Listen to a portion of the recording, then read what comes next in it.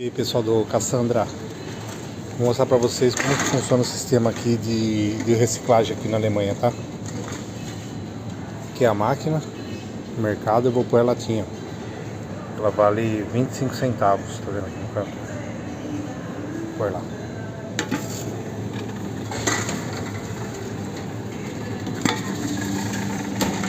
Opa, vou voltar aqui.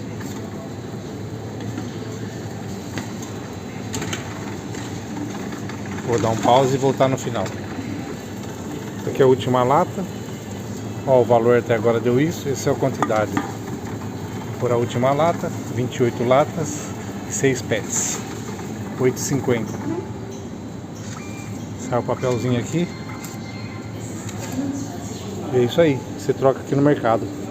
Que é o velho gralha da Alemanha para o Cassandra. Valeu, galera. Tchau.